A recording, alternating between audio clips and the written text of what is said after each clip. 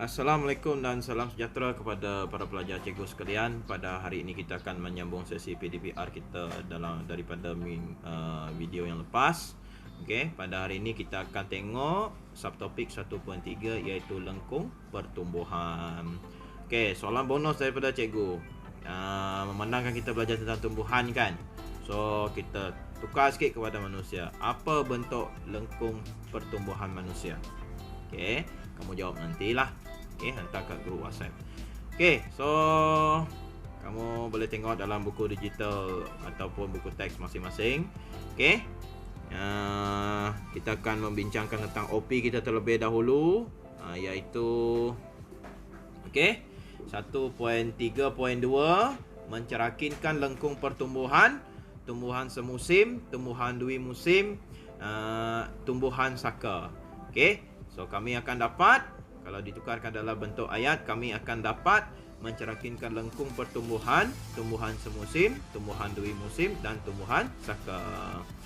Okey, so ada kandungan tambahan iaitu 1.3.1 memerihalkan jenis tumbuhan berdasarkan kitar hidup. Kita akan tengok itu juga. Alright, kita akan cuba mencapai 2 OP kita ini pada hari ini. Okey. Jadi kita sambung dengan buku teks digital kita. Okey, so kalau kamu tengok buku teks kita sekarang ni, kita ada tumbuhan semusim. Okey. Jadi sebelum cikgu pergi lebih jauh tentang tumbuhan semusim, tumbuhan dui musim, tumbuhan saka ni, cikgu rasa mesti kamu teringin nak tahu tentang musim-musim yang ada dialami oleh beberapa tempat, sesetengah negara. Malaysia tidak mengalami 4 musim ni kerana lokasi kita yang terletak di tengah-tengah garisan khatulistiwa. Tapi di tempat lain ada mengalami musim-musim yang akan cikgu terangkan kepada kamu nanti. So mari kita tengok musim-musim yang terlibat. Okey, so kita tengok ini adalah data yang cikgu ambil daripada almanac.com. Okey, the first days of the season. So kamu tengok ni, spring, summer, fall, winter. Okey, ada 4 musim.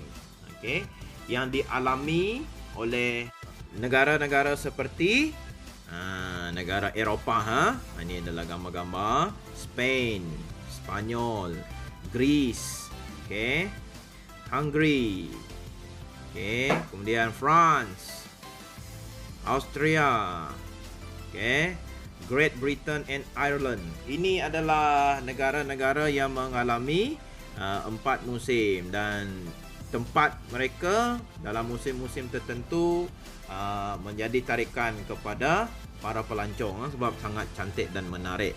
Okey, so Tehran salah satu daripada negara yang mengalami 4 musim. So kita berbalik kepada jadual kita tadi. Okey, spring, summer, fall, winter. Alright, kerja kamu, okey, beritahu cikgu maksud musim dan apa yang berlaku semasa musim tersebut. Itu adalah latihan tambahan untuk kamu. Okey, beritahu cikgu spring tu apa, okey, summer tu apa, fall tu apa, winter tu apa. Kemudian kamu beritahu secara ringkas sahaja apa benda yang berlaku dalam setiap musim tersebut. So ingat, 1 tahun ada 4 musim di dalamnya. 4 musim, 1 tahun. Okey, ulang balik kitar itu semula. So kalau dah cukup kitaran, iaitu 4 musim tambah lagi 4 musim, itu sudah jadi 2 tahun. Itu adalah benda pertama yang kamu perlu tahu sebelum kita pergi dengan lebih lanjut dalam bab ini. Okey, so kita berbalik kepada buku teks kita, iaitu tumbuhan semusim. Okey, tumbuhan semusim ialah tumbuhan yang mempunyai satu kitar hidup untuk semusim atau setahun. Okey, satu kitar hidup. Okey, tumbuhan ini biasanya mati selepas melengkapkan kitaran biologinya. Okey, bermula daripada percambahan sehingga diakhiri dengan berbunga atau penghasilan biji benih. Yang contoh tumbuhan semusim ialah pokok padi, pokok labu, pokok tembikai. Okey. Maksudnya di sini, di negara kita terkenal dengan tanaman pokok padi. Contohnya negeri Kedah, Jelapang padi, betul? Apabila sudah sampai 1 tahun, pokok padi ini akan mati. Okey. Pokok labu akan mati. Begitu juga dengan pokok tembikai. Dia hanya ada tempoh jangka hayat hidup dia adalah setahun sahaja. Okey. Itu yang kita katakan tumbuhan semusim. Kitar hidup dia adalah setahun. Alright, next. Tumbuhan dui musim merujuk kepada tumbuhan yang mengambil masa 2 tahun, iaitu dengan 2 musim pertumbuhan untuk melengkapkan kitar hidupnya. Okey, musim pertumbuhan pertama ialah pertumbuhan tampang, iaitu pertumbuhan struktur akar, daun dan batang. Manakala musim pertumbuhan kedua ialah pembiakan. Apa yang dimaksudkan dengan pembiakan ini? Okey. Kebanyakan tumbuhan dui musim tumbuh di kawasan beriklim sederhana.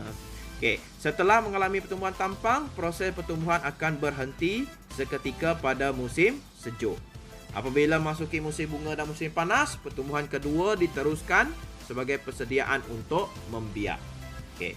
So di sini ada 2 musim yang disebut, musim bunga dan musim panas. Di mana pertumbuhan kedua diteruskan bagi tumbuhan dui musim ini. Okey. Fokusnya adalah persediaan untuk membiak. Tumbuhan akan berbunga. Okey.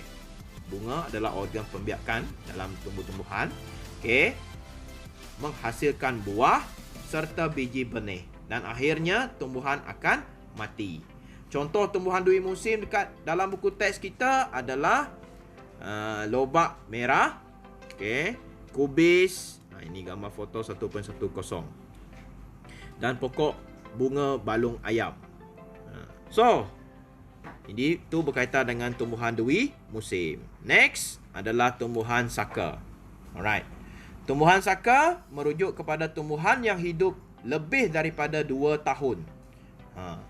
Jangka hayat dia lama, panjang berbanding dengan tumbuhan semusim, berbanding dengan tumbuhan dui musim. Tumbuhan ini mempunyai jangka hayat yang panjang bergantung kepada spesies dan keadaan. Tumbuhan saka dapat dikelaskan kepada 2 kategori, iaitu tumbuhan berkayu saka dan tumbuhan herba saka. Okey, kebanyakan tumbuhan saka mampu berbunga dan berbuah berkali-kali sepanjang hidupnya. Okey, tidak seperti pokok padi. Sekali dia padi itu matang, mati. Okey, namun tumbuhan saka ini dia dapat berbuah berkali-kali. Tumbuhan ini mempunyai struktur yang dapat beradaptasi dengan persekitaran dan perubahan suhu. Maksudnya dia tahanlah daripada suhu yang berubah-ubah. Contoh tumbuhan saka ialah rumput, pokok bunga raya dan pokok mangga. Alright. Pokok bunga raya, lambang negara kita lah. Sambung kepada muka surat sebelah, di mana dia menerangkan tentang jadual lengkung pertumbuhan, lengkung pertumbuhan dalam tumbuhan. Di perenggan atas ni ada dia tanyakan kepada kamu apakah lengkung pertumbuhan manusia, dan dia dah jawab dah dekat situ. Alright. Iaitu sigmoid, S. Okey, so kita pergi kepada lengkung pertumbuhan tumbuhan semusim yang hidup cuma 1 tahun saja, 1 musim. Okey. So ada berapa peringkat di sini? 4 peringkat, A, B, C dan D. Lengkung pertumbuhan berbentuk sigmoid. Okey. Peringkat A, penurunan jisim kering. Apa yang berlaku di situ? Makanan yang disimpan di dalam kotiledon digunakan untuk percambahan sebelum tumbuhnya daun untuk menjalankan fotosintesis. Okey. Peringkat B, peningkatan jisim kering. Jisim dia bertambah. Tengok faksi Y adalah jisim kering, faksi X dia adalah masa, iaitu minggu, merujuk kepada minggu. Kadar pertumbuhan meningkat dengan cepat pada bahagian B ataupun peringkat B. Hal ini berlaku disebabkan tumbuhan telah menjalankan fotosintesis. Okey, bila ada fotosintesis, adanya makanan, jisim tumbuhan pun meningkat. Macam kita, kalau kita ada makan, jisim kita pun bertambah. Kurang makan, jisim kita kuranglah. So nak kurus, kurang makan. Okey. Peringkat C, jisim kering malap. Okey, kadar pertumbuhan dia sifar. Okey, tumbuhan matang pada peringkat ini. Okey, dia tidak bertambah lagi dari segi berat ataupun jisim kering. Dia stay, maintain, kekal. Okey, kerana setelah mencapai kematangan. Pada peringkat D, penurunan jisim kering. Di sini tanda-tanda penuaan. Okey, berlaku secara perlahan-lahan disebabkan oleh penuaan. Kadar fotosintesis dia adalah rendah, keguguran daun dan bunga serta penyebaran biji benih. Macam manusia, kalau sudah sampai peringkat ini, kadar mitosis kita rendah.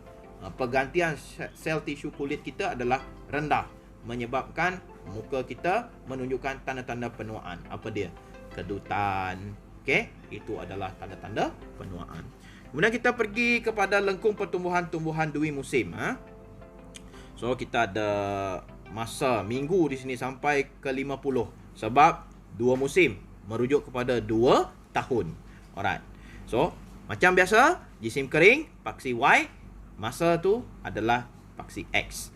Lengkung pertumbuhan berbentuk 2 lengkung sigmoid yang digabungkan bersama. Okey, 2 sigmoid digabungkan bersama. Kalau satu musim tadi, semusim tadi, dia adalah satu sigmoid sahaja. Yang ini 2 sigmoid, 2 lengkung sigmoid. Musim pertumbuhan pertama, tumbuhan menghasilkan daun. Okey, berlakunya fotosintesis, makanan disimpan di dalam umbisi. Soalan cikgu, apa itu umbisi? Okey, jawab nanti. Musim pertumbuhan kedua, makanan simpanan digunakan untuk menghasilkan bunga dan biji benih. Okey, itu musim pertumbuhan kedua. Digunakan untuk menghasilkan bunga dan biji benih. Fokus kepada pembiakan seperti yang cikgu dah terangkan tadi. Okey, so 2 sigmoid. Kita tengok lengkung pertumbuhan saka pula. Kita tengok lengkung pertumbuhan tumbuhan saka pula. Okey. So macam biasa, ketinggian dia tak dikira jisim kering dah. Kita kira ketinggian sebab tumbuhan ni hidup lama. Okey. Tumbuhan ini hidup bermusim-musim lamanya. Okey, lengkung pertumbuhan terdiri daripada jujukan sigmoid yang kecil. Jujukan sigmoid yang kecil. Banyak sigmoid sebenarnya.